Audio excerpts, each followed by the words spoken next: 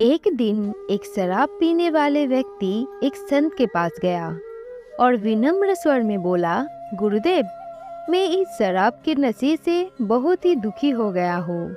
इसकी वजह से मेरा घर बर्बाद हो रहा है। मेरे बच्चे भूखे मर रहे हैं, किंतु मैं शराब के बगैर नहीं रह पाता। मेरे घर की शांति नष्ट हो गई है। कृपया आप मुझे कोई सरल उपाय बताइए जिससे मैं अपने घर की शांति फिर से पा सकूं। गुरुदेव ने कहा, जब इस नशा से तुमको इतना नुकसान होता है तो तुम इसे छोड़ क्यों नहीं देते?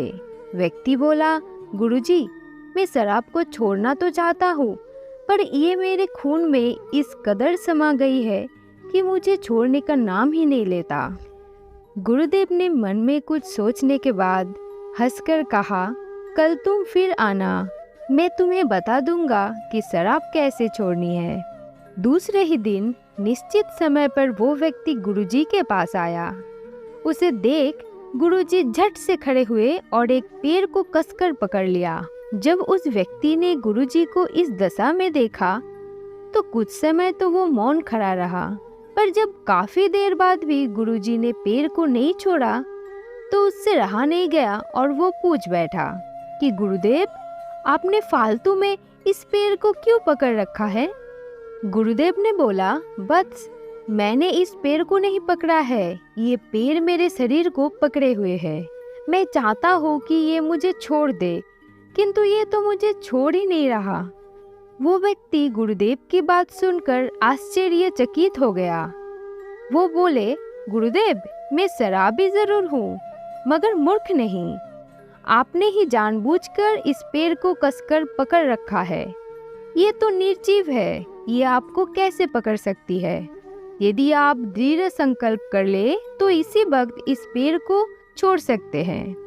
फिर गुरुदेव ने बोला, नादान मनुष्य, यही बात तो मैं तुम्हें समझाना चाहता हूँ कि जिस तरह मुझे पेड़ ने नहीं बल्कि मैंने ही उसे पकड़ रखा था, ठीक उसी तरह शराब ने तुम्हें नहीं पकड़ा है, बल्कि सच में तो यह है कि तुमने ही शराब को पकड़ के रखा है। तुम कह रहे थे ना कि ये शराब मुझे नहीं छोड़ रही, जबकि सत्य यह है कि तुम अपने मन में यदि दृढ़ निश्चय कर लो कि मुझे इस नशे का त्याग करना है, तो इसी वक्त तुम्हारी शराब पीने की आदत छूट जाएगी। शरीर की हर क्रिया मन के द्वारा नियंत्रित होती है और मन में जैसे इच्छा शक्ति प्रबल होती है वैसे ही कार्य सफल होता है। फिर वो शराबी गुरु के इस बातों से शराब त्याग दिया। उसके घर में खुशियाँ लौट आई और वो शांति से जीवन यापन करने लगे। अगर मनुष्य चाहे तो बड़ी से बड़ी बुराई का भी त्याग कर सकता है। आज की कहानी यही समाप्त होती है।